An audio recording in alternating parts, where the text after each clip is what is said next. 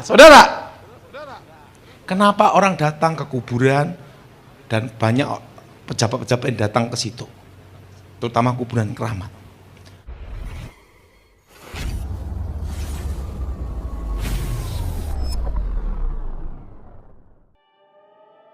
Shalom sahabat khotbah populer. Yesus yang populer harus dikhotbahkan. Pada kesempatan ini kita akan bahas tentang manipulasi arwah orang mati yang sering disalahpahami oleh orang hidup. Seperti apa pembahasan lengkapnya? Mari kita dengarkan langsung, tentunya bersama hambanya Evangelis Daud Tony. Semoga memberkati. Alkitab menjelaskan satu, Lazarus yang miskin, karena dia bukan orang Manado, dia mati kelaparan. Kalau dia orang Manado, dia tidak mati kelaparan. Anjing menjilat boroknya langsung dirica-rica, betul? Tapi karena dia bukan orang Manado, Lazarus mati kelaparan, betul? Dan Alkitab mengatakan dia dibawa kemana? Pangkuan Abraham. Mana saudara? Pangkuan apa? Nah, Firdaus. Dan orang kaya itu mati, dibawa kemana? Dunia orang mati. Dan Alkitab berkata ada jurang pemisah. Ada apa saudara? Ada apa? Jurang pemisah yang tidak terseberangi. Yang sana tidak bisa ke situ, yang situ tidak bisa ke sana. Nah, jadi hubungan antara orang mati dan orang hidup itu putus. Kalau kita mati dalam Tuhan, detik itu kita di Firdaus. Yang tidak dalam Tuhan, itu di tempat penantian, dunia orang mati. Apa saudara? Belum neraka loh saudara. Masih di bagiannya untuk menunggu hari penghakiman. Terpisah di antara orang apa? Hidup. Yang ini tidak bisa ke sana, ini ke sana. Dan tidak bisa untuk menemui orang-orang yang hidup. Jadi sudah ngimpi ketemu kakek nenek saudara yang sudah mati, itu bukan arwah mereka, itu roh setan yang menyamar. Yang mati ada di mana? Yang tidak dalam Tuhan, di dunia orang mati. Untuk menunggu apa saudara? Hari apa? Penghakiman. Yesus sebagai hakim yang adil. Kenapa banyak orang ke kuburan-kuburan yang dianggap keramat, sakti atau suci? Pertama, dipercayai ada kehidupan setelah kematian. Ada apa saudara? Ada apa saudara? Ada kehidupan setelah kematian. Yang kedua, dipercaya arwah atau roh yang meninggal, orang suci atau orang hebat, bisa menjadi pengantara antara Allah dan manusia, antara dewa dan manusia. Perlu tahu bahwa mistik Jawa itu ada yang namanya Wahyu Keprabon. Apa saudara? Nah, makanya saya itu banyak diminta hal ini saudara, baik pejabat, orang-orang tertentu untuk tahu namanya Wahyu Keprabon. Wahyu Keprabon itu apa? Yang disebut namanya yang ditakdirkan. Apa saudara? Yang apa saudara? Yang ditakdirkan. Wahyu kerajaan yang ditakdirkan. Suatu kali itu kejadian di tahun 2001. Kebetulan sebelum saya bertobat, saya dilatih sama kakek saya. Kakek saya itu ilmu batin sudah tingkat paling tinggi, namanya kasampurnaan urip, kesempurnaannya hidup. Dia sudah sampai level ke situ, dan kekuatan batin hebat. Dan saya dilatih sama beliau usia 9 tahun. Saudara, kalau saudara naik sepeda ontel, sepeda, udah bisa, udah canggih. Berhenti, tidak naik sepeda ontel 20 tahun. Langsung pakai lagi bisa enggak? Bisa, karena ada memori otot. Betul? Betul? Nah, waktu itu saya dilatih, ilmu saya hilang, sudah enggak ada. Tapi insting saya masih ada enggak saudara? Masih. Kecuali saya mati, betul? Karena itu dilatih dari kecil. Nah, waktu itu saya ditanya, didatangi sama ajudan Megawati, pangkatnya kolonel, anak dari Sarwo Edi Wibowo, namanya Pramono Edi. Dia tanya sama saya, Pak Daud, saya ajudan, pangkat kolonel. Dia ngomong gini, Pak Daud kan keturunan dari Sapuangin, garis keturunan ini. Ingat saudara, dalam Wahyu Keprabon itu mistik Jawa, itu adalah darah keturunan. Di Jawa, di Indonesia, yang menurunkan raja-raja, termasuk pemimpin, itu adalah apa? Kendedes, betul? Itu sejarah. Ini kita ngomong bukan Alkitab, tapi sejarah sudah mencatat. Apa saudara? Nah, dari Kendedes ini, lahirlah raja-raja Jawa. Dan sampai sekarang keturunan itu masih ada. Kerajaan Jogja dan Keraton Solo, betul? Keraton Solo dan Keraton Jogja. Nah, dari sinilah Wahyu Keprabon itu ada. Saya ditanya waktu itu sama ajudan Megawati, Pak Daud, menurut Pak Daud, saya ini anak Sarwo Edi, ada ndak Wahyu Keprabon? Waktu itu saya ngomong sama dia, itu 2001. Edi, percaya ndak kalau saya ngomong? Percaya, karena Pak Daud yang bisa mendeteksi Wahyu Keprabon, hanya orang memiliki kemampuan tingkat tertinggi dalam ilmu batin baru bisa mendeteksi Wahyu Keprabon. Ayahmu itu dulu mendapat Wahyu Keprabon sehingga menjadi legendnya tentara. Ingat saudara, siapa yang tidak kenal Sarwo Edi? Betul? Betul? Betul? Dengan di bawah pasukan 7.000 personil, di bawah 7.000 aja. RPKAD itu di bawah 7.000 dengan pangkat kolonel bisa mengalahkan PKI 3 juta, betul? Dalam sejarah dicatat, betul? Coba di bawah 7.000 bisa mengalahkan 3 juta, ilmu dari mana, betul? Kalau bukan ada garis dari yang ditakdirkan. Dari inilah masuk ke Ibu Ani Yudhoyono. Siapapun yang nikah dengan anaknya perempuan, namanya Ani Yudhoyono, pasti jadi presiden. Pada waktu saya ngomong demikian, Edi ngomong gini, Pak Daud, Anda adalah satu-satunya manusia di muka bumi ini yang berkata SBY pasti jadi presiden di 2004. Kenapa Pak Daud yakin? Ingat, saya tidak ada darah biru, darah merah. Saya keturunan dari para penjaga Wahyu Keprabon yang ditakdirkan, penjaga takdir. Dia tanya, kakek nenek Pak Daud semua pengawal semua. Iya. Berarti gimana Pak Daud? Pasti ndak SBY jadi presiden. Pasti di 2004. Karena Wahyu Keprabon ada di sana. Apa yang terjadi? Jadi presiden. Waktu jadi presiden, Edi ngomong, Pak Daud diminta untuk ngawal presiden. Karena yang bisa mendeteksi Wahyu Keprabon itu Pak Daud. Maka diminta ngawal presiden. 10 tahun saya ngawal presiden. Nah, saudara, situ saudara, Wahyu Keprabon itu ada.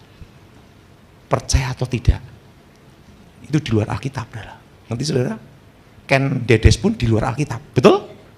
Betul? Tapi sejarah mencatatnya dari seorang ibu namanya Kendedes itu. Lahirlah raja-raja seluruh Nusantara. Betul? Berapa generasi ke generasi. Dan Wahyu Keprabon itu hanya satu generasi. Satu. Apa saudara? Satu generasi apa saudara? Satu generasi apa? Satu. Nah, Presiden Soekarno, Wahyu Keprabon ini ke siapa? Ibu Mega. Ibu Mega, berapa saudara yang jadi Ibu Mega? Betul? Hanya satu. Hanya apa saudara? Hanya apa? Hanya apa? Hanya satu. Nah, suatu kali, tahu enggak saudara? Orang yang pertama mengatakan cawapres nanti akan dicalonkan adalah Gibran. Itu saya. Cek semua di medsos, ada dieselnya semua. Nanti cawapres nanti akan diusulkan Gibran. Sekarang baru ribut, betul? Betul? Yang pernah lihat itu angkat tangan coba. Iya. Cawapres Gibran. Kenapa? Karena wahyu keprabon yang ada di tempatnya Jokowi masuknya kemana? Ke Gibran. Makanya ini sekarang banyak orang tanya sama saya, ini wahyu keprabon kemana gitu. Pada tanya semua. Nah, karena mereka ngomong, ya mendeteksi orang tertentu aja. Nah, saya itu Ibu Mega itu dari Pak Karno. Ibu Mega nanti siapa lagi berikutnya? Satu dari garisnya lagi, Puan Maharani. Garisnya di situ. Nah, suatu kali saya dipanggil Ibu Ani di Mega Kuningan di Kuningan. Pak Daud, siapa wahyu keprabon yang akan turun lagi di keluarga Sarwo Edi? Setelah Sarwo Edi, Ibu Ani, siapa? Ibas atau AHY? AHY. Waktu itu nyalonkan gubernur DKI. Jadi enggak Pak Daud? Enggak. Loh udah terlanjur gimana Pak Daud? Ya sudah, itu batu loncatan aja. Tapi yang jelas AHY. Nah, ini jadi pertanyaan, Pak, sekarang wahyu keprabonnya 2. Piye? Yang jelas, kita orang Kristen tidak boleh percaya itu. Siapa yang dipilih Tuhan, itu yang terbaik. Amin. Memang dalam garis keturunan itu, di Indonesia itu hanya berapa generasi? Soekarno ke Mega, Sarwo Edi ke SBY, betul? Betul? Nah, Jokowi ke sini. Nanti ada ke situ semua adalah. Tapi satu hal, siapapun presidennya, itu pilihan Tuhan. Amin. Nah, kenapa orang pergi ke kuburan sampai Gunung Lawu? Kenapa Gunung Lawu? Karena Gunung Lawu itu dipercaya wahyu keprabon itu ada di sana. Nah, sebenarnya wahyu keprabon itu tidak ada hubungan dengan kuburan. Karena Brawijaya terakhir, pada itu perang Demak menyerang Majapahit, apa yang terjadi? Raja terakhir lari ada di Gunung Lawu. Dan pusaka-pusaka kerajaan ada di Gunung Lawu. Nah makanya banyak para pejabat, orang-orang tertentu, semua banyak ke Gunung Lawu. Kenapa Gunung Lawu? Karena dipercaya pusaka-pusaka Majapahit, wahyu keprabonnya ada di Gunung Lawu. Tapi kita anak Tuhan itu lebih hebat, saudara. Kita semua ada wahyu keprabon, anak-anak kerajaan Tuhan. Amin. Kedua, kenapa orang pergi ke kuburan? Karena dipercaya arwah orang yang sudah meninggal bisa menjadi pengantara antara Allah dan manusia. Jelas? Makanya ada yang datang sampai ke kuburan. Yang ketiga, dipercaya arwah yang sudah meninggal tahu masa depan. Tahu apa, saudara? Masa depan. Makanya tukang ramal itu pakai arwah orang mati. Ramalan yang bicara pribadi pasti tepat. Tapi ramalan yang bicara negara atau dunia pasti gagal. Kenapa tepat? Saya kasih tahu rahasianya. Negara dunia kan banyak orangnya. Kalau pribadi kan seorang diri. Setan bisa merekayasa, begitu dia datang ke tukang ramal, menyerahkan hidupnya. Setan merekayasa supaya itu terjadi. Makanya ramalan pribadi pasti tepat. Tapi ramalan negara dunia pasti gagal. Karena tidak semua orang di negara itu menyerahkan dirinya. Jelas? Contohnya aja, tahun 200 terjadi kekacauan di dunia jam 00. Terjadi enggak? Enggak jadi. Ramalan Notonegoro, No Soekarno, To Soeharto, gagal. Keluar Habibie, betul? Keluar jalur, betul? Betul? Habibie, setelah itu siapa? Gus Dur, betul? Betul? Gus Dur pun itu juga ada wahyu keprabon. Atasnya siapa? Putri Campa. Urusan dengan apa? Kerajaan Majapahit. Lagi dan garis keturunan itu semua. Anda percaya atau tidak?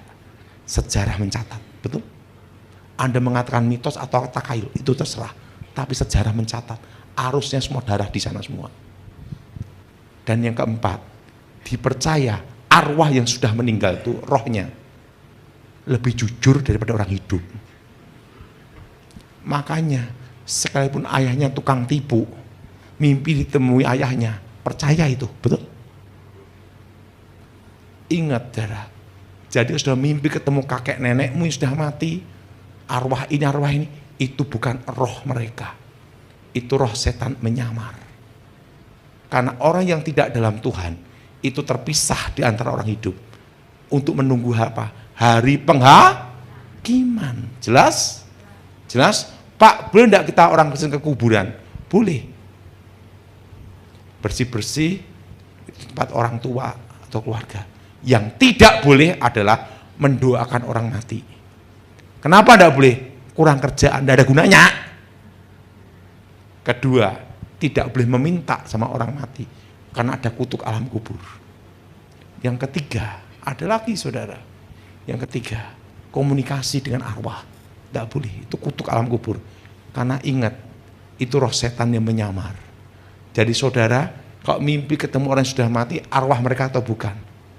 Bukan. Karena apa? Terputus di antara orang hidup. Amin. Terima kasih sahabat sudah menonton video ini sampai selesai. Bagi sahabat yang baru saja menemukan channel ini, sudi kiranya mensupport dengan cara subscribe, like, and share. Nah, bagaimana?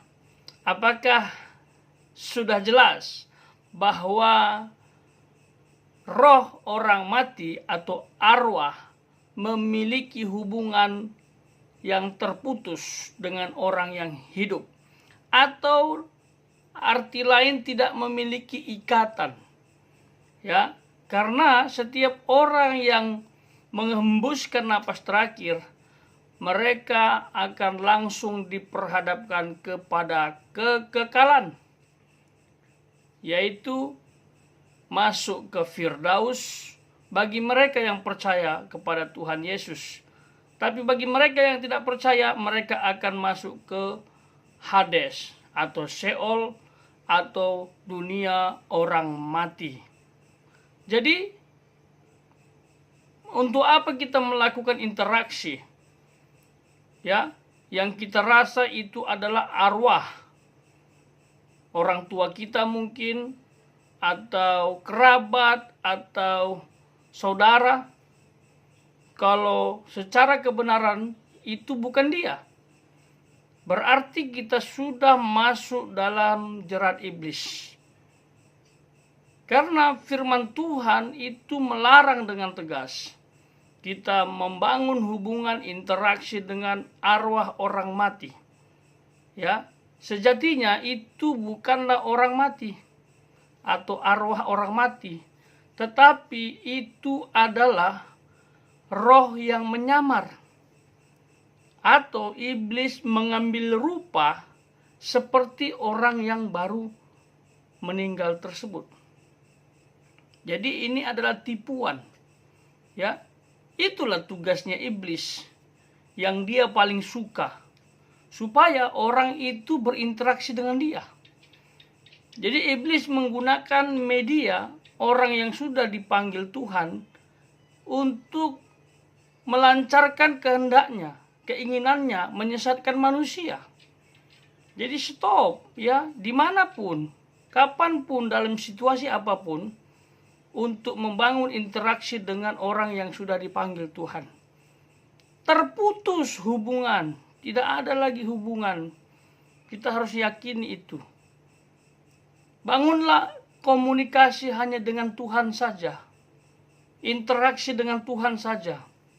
Ya, ajak dia berkomunikasi melalui doa. Ada waktu, datanglah kepada Tuhan, berdoa, Tuhan, aku mau lakukan ini, bagaimana? Tuhan, aku mau ini, bagaimana? Maka Tuhan akan berbicara kepada sahabat dan saya melalui berbagai hal. Bisa melalui hati nuranimu, bisa melalui firman Tuhan yang kita baca, bisa juga melalui pengkhotbah-pengkhotbah di berbagai tempat, termasuk dalam gereja. Lebih baik begitu, karena memang Tuhan yang mempunyai tanggung jawab penuh untuk memelihara kita, untuk memberkati kita.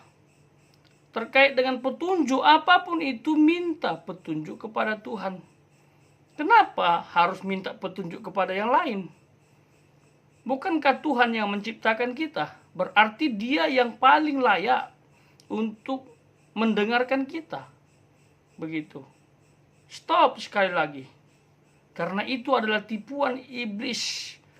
Ya, jangan pernah yakini. Kalau kita meyakini, itu sudah masuk kategori sugesti. Berarti iblis campur tangan. Iblis ambil alih. Ya, kalau datang ke kuburan, ya silahkan seperti hambanya katakan tadi.